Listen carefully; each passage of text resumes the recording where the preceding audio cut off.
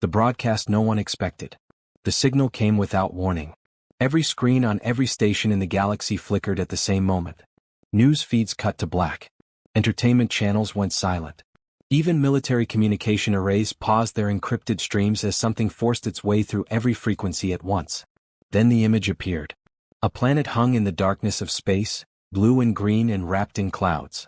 It looked peaceful. It looked like home to the 9 million humans who lived there. Eden's Reach was humanity's first major colony outside the Sol system, built over 3 generations of careful work. Families had been born there. Children had grown up knowing no other sky. The Sirith warships surrounded it like wolves circling wounded prey. Ambassador Chin Wei stood in the council chamber on Centauri Station, watching the broadcast on the massive curved screen that dominated the far wall. Around him, representatives from 47 species sat in their designated seats, their attention locked on the same terrible image. "This is a declaration of intent," a voice announced over the broadcast. The Sirith spoke in their clicking, harsh language, but translation software converted it instantly. "The human expansion ends today. Their weakness invites correction. Watch now as we demonstrate the price of reaching beyond your station." Chen's hands trembled. He turned to face the council speaker, a tall being from the Velith Consortium whose silver skin reflected the light of the screens. "Speaker Tanith," Chen said, his voice steady despite the fear crawling through his chest. "I invoke Article 7 of the Mutual Defense Compact. Humanity requests immediate military intervention to protect our civilian population." The speaker's 4 eyes blinked slowly. "The Council acknowledges your request, Ambassador Chin. However, the Sirith Dominion has filed a formal territorial dispute regarding the Eden's Reach system. Until that dispute is resolved through proper channels. There are 9 million people on that planet." Chin stepped forward, breaking protocol. Guards shifted near the doors, but no one moved to stop him. 9 million civilians. Children. This is not a territorial dispute. This is genocide broadcast live for entertainment. On the screen behind him, the first Sirith weapon fired. The beam struck the planet's northern continent. From orbit, it looked almost beautiful, a flash of light spreading outward like ripples on water. But Chin knew what that light meant. He knew the cities underneath it. He knew the schools and hospitals and homes being erased in that single moment. The council chamber erupted in noise. Species shouted over each other in dozens of languages. Some demanded action. Others called for calm. A few quietly celebrated, though they tried to hide it. Chin watched the speaker, waiting for the words that would save his people. "The council will convene an emergency session," Tanith announced. "We will debate the proper response and vote within the standard deliberation period. The standard period is 40 days. "Correct." Another beam struck the planet. Then another. The Sirith were taking their time, making sure every camera captured the destruction from multiple angles. They wanted the galaxy to see this. They wanted everyone to understand that humans could be killed without consequence. Chin felt something break inside him. Not his hope, that had been fragile for years, held together by treaties he suspected meant nothing. What broke was his belief in the system itself. The Council existed to prevent exactly this moment. Every law, every agreement, every careful negotiation humanity had conducted since joining Galactic Society was supposed to lead somewhere other than here. He looked around the chamber at the representatives who would spend 40 days debating while his people burned. Some of them seemed genuinely horrified. Others looked bored, checking their personal devices, waiting for this inconvenience to end so they could return to more important matters. A few were smiling.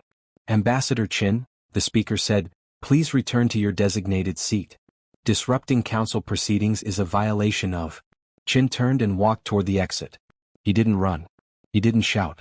He simply left, knowing that nothing he said would change what was happening. Behind him, the broadcast continued. The Sirith commander appeared on screen, his scaled face twisted into what passed for satisfaction among his species. "Let this serve as instruction," he said. "Humans are weak. Humans are prey. Any species that treats with them shares their fate." By the time Chin reached Earth's embassy on Centauri Station, Eden's Reach was gone. The final images showed a world cracked and burning, its atmosphere stripped away, its surface reduced to glass and ash. 9 million voices silenced in less than 3 hours while the galaxy watched and debated and did nothing. Chen locked himself in the communication room and opened a secure channel to Earth. Fleet Marshal Amina Hale answered on the second signal. Her face was calm, but Chen could see the tension in her jaw, the controlled fury behind her eyes. She had been watching too. It's done, Chin said. The council refused intervention. They're calling it a territorial dispute. Hale nodded once. Understood, Ambassador. Begin withdrawal procedures. All diplomatic staff, all citizens, all vessels. We're bringing everyone home. And then? The Marshal's expression didn't change, but something shifted in her voice, something cold and patient and utterly without mercy. And then we stopped pretending. The channel closed. Chin sat alone in the dark room, surrounded by screens still showing the death of his people, and wondered what humanity would become now that peace had failed them. He suspected the galaxy would learn soon enough. The silent withdrawal. The evacuation began before the ashes of Eden's Reach had cooled. No announcements.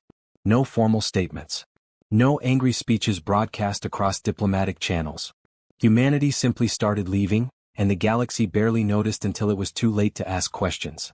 Ambassador Chin was among the last to go. He spent his final hours on Centauri Station walking through corridors he had known for 15 years, passing beings he had once called colleagues. Some avoided his eyes. Others offered quiet condolences that felt hollow against the weight of 9 million dead. A few seemed confused, as if they couldn't understand why humans were upset about losing a single colony. Ambassador Chin, a voice called from behind him. He turned to find Delegate Voss of the Meridian Assembly hurrying toward him. Voss was small by galactic standards, barely reaching Chen's shoulder, with pale blue skin and nervous hands that never stopped moving. They had worked together on trade agreements for years. Chin had considered him something close to a friend. I wanted to say, Voss began, then hesitated.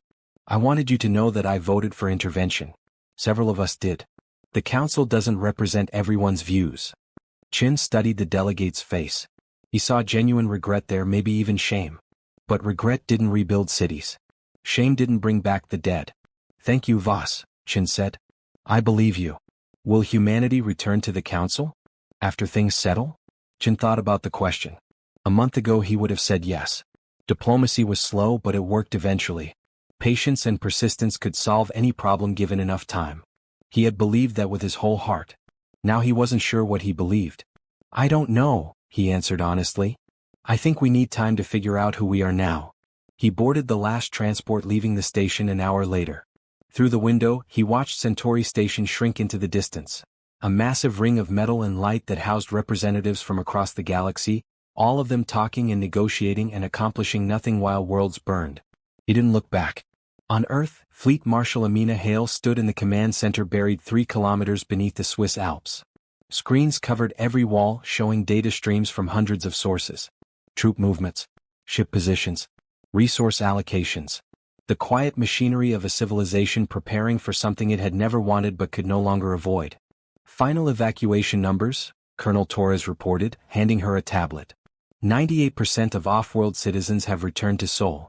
The remaining 2% are in transit or have chosen to stay among alien populations. Those who stay understand they're on their own? They've been informed, Marshal. Hale nodded. She didn't blame anyone for wanting to remain among species they had grown to love. Humanity had made genuine connections across the galaxy over the past 50 years. Friendships, marriages, children of mixed heritage who belonged to 2 worlds at once. Those bonds were real and she wouldn't pretend otherwise. But Earth could no longer protect them. Earth could barely protect itself. What about the defense fleets? She asked. Torres pulled up a new display. Publicly, we've positioned standard patrol groups around Mars and Luna. Nothing unusual. Nothing threatening. And privately? The colonel smiled, though there was no warmth in it. Project Blackwater is ahead of schedule. The shipyards around Europa have completed another 12 vessels this month. We're running constant drills in the deep Kuiper belt where no one can detect the energy signatures. Hale walked to the central display, where a 3-dimensional map of the Sol system rotated slowly. Blue dots marked the positions of human ships, the ones the galaxy knew about. She pressed a command and thousands of red dots appeared, clustered around Jupiter's moons, hidden in asteroid fields, drifting in the darkness beyond Neptune. The true fleet. 50 years of pretending to be weaker than they were. 50 years of building weapons in secret while smiling at diplomatic functions. 50 years of watching other species dismiss humanity as young and foolish and ultimately harmless. All of it leading to this moment. The council thinks we're scared, Torres said quietly. Their intelligence reports say we're consolidating out of fear. They expect us to beg for readmission within the year. Let them think that. And the Sirith? Hale's expression hardened. The Sirith Dominion controlled 47 systems and commanded one of the largest military forces in known space. They had destroyed Eden's Reach not because they needed the territory, but because they wanted to send a message. Humans were easy targets. Humans wouldn't fight back. Humans could be crushed whenever it became convenient. The Sirith, Hale said slowly, will learn that they were wrong about us. When do we move? Not yet. We wait until they stop watching. We wait until the galaxy forgets about Eden's Reach and moves on to other concerns. We wait until the Sirith believe they've won. She turned to face her command staff, men and women who had dedicated their lives to defending a species that had always chosen peace over war. They looked tired. They looked angry. They looked ready. Humanity tried diplomacy, Hale said. We tried patience. We tried believing that the galaxy would protect the innocent if we just followed the rules long enough. That belief cost us 9 million lives. She let the words hang in the air. We won't make that mistake again. When we move, it won't be for justice. Justice implies someone else gets to decide what's fair. When we move, it will be for permanence. We will make certain that no species ever again believes they can kill humans without consequence. The room was silent. Until then, Hale continued, we prepare. We train. We build. And we wait. Somewhere in the outer darkness, human ships drifted without running lights, practicing maneuvers that no alien sensor could detect. Somewhere beneath frozen moons, factories worked around the clock producing weapons that shouldn't exist. The galaxy had forgotten to fear humanity. They would remember soon enough. The weapons they never showed. 18 months passed in silence. The galaxy moved on just as Fleet Marshal Hale predicted. Eden's Reach became a footnote in diplomatic records, mentioned occasionally in academic papers about human expansion and its inevitable failure. The Sirith Dominion celebrated their victory with military parades and public speeches about the natural order of species. Weaker races existed to serve stronger ones. Humans had simply learned their place. The Council resumed its endless debates about trade routes and border disputes. A few representatives asked about humanity's continued absence from diplomatic functions. Most simply shrugged and assumed Earth was licking its wounds, too broken and ashamed to face the galaxy that had abandoned them. They couldn't have been more wrong. Deep beneath the ice of Europa, Dr. Yuki Tanaka walked through a corridor that officially didn't exist. The facility stretched for kilometers in every direction, carved into the frozen moon over 3 decades of secret construction. Thousands of scientists and engineers lived here, working on projects that would have terrified the galaxy if anyone knew about them. Tanaka had spent her entire career in places like this. Hidden laboratories, classified research stations, black-budget programs that never appeared on any official record. She had helped design weapons that humanity hoped would never be needed. Now they were needed. The phase variance drives are ready for final testing, her assistant reported, matching her quick pace through the corridor. We've solved the synchronization problems that caused the early failures. Show me. They entered a massive hangar carved from the ice itself.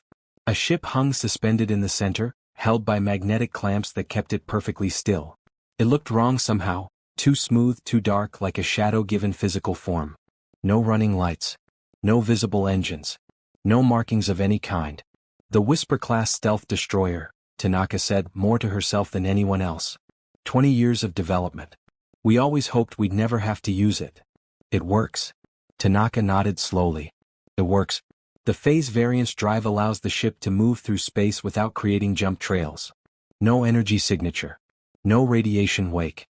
Nothing for sensors to detect. As far as enemy systems are concerned, the ship simply doesn't exist. Her assistant stared at the vessel with something between awe and fear. How many do we have? 347.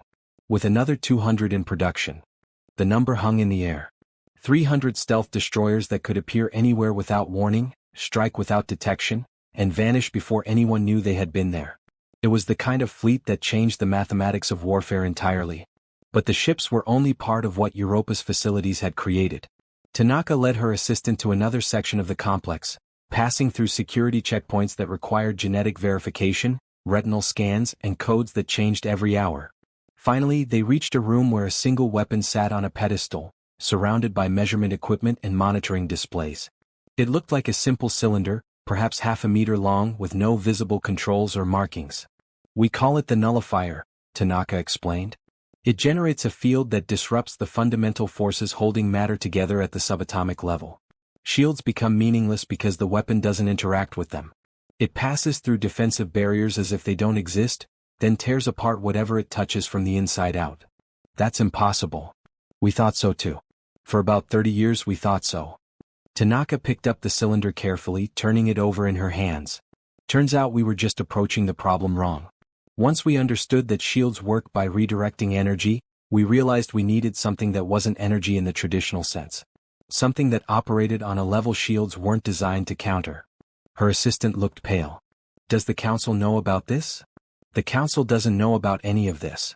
For 50 years, humanity has presented itself as a young species still learning to walk among the stars. We've shown them outdated ships and conventional weapons and technology that looked impressive but posed no real threat. Tanaka set the cylinder back on its pedestal. We let them believe we were weak because weak species don't get conquered preemptively. Weak species get ignored while they build. And now we stop pretending. 6,000 kilometers away, Fleet Marshal Hale reviewed the final readiness reports in her command center. Every metric showed green. Every system checked and rechecked. Every crew trained to perfection through thousands of simulated engagements. Colonel Torres entered with a tablet containing the latest intelligence summary. The Sirith are planning another expansion. 3 more systems along the rim, all of them inhabited by species too weak to resist. Same pattern as Eden's Reach, overwhelming force, public broadcasts of the destruction, then territorial claims filed with the council after the fact. When? 6 weeks. Maybe less. Hale studied the tactical display, watching the positions of Sirith warships as they gathered near their border. Hundreds of vessels, each one carrying enough firepower to glass a planet. The Dominion had grown comfortable with their power. They moved openly because no one could challenge them. Contact the fleet commanders, Hale said. Silent running. Full stealth protocols. I want every Whisper-class destroyer in position within 3 weeks. Target priorities? Military infrastructure only. Shipyards. Command stations. Fleet anchorages. We don't touch civilians and we don't touch planets. Hale's voice hardened. We're not them. We will never be them. But we will make certain they can never threaten us again. Torres hesitated. Marshal, once we do this there's no going back. The galaxy will know what we've been hiding. Yes. They'll be afraid of us. Hale turned to face him, her expression calm and cold and utterly certain. Good. In the darkness between stars, 300 ships began to move. They left no trails. They made no sound. They drifted through the void like ghosts, carrying weapons that would reshape the galaxy's understanding of what humanity was capable of. The Sirith Dominion had 18 months to enjoy their victory. Their time was running out.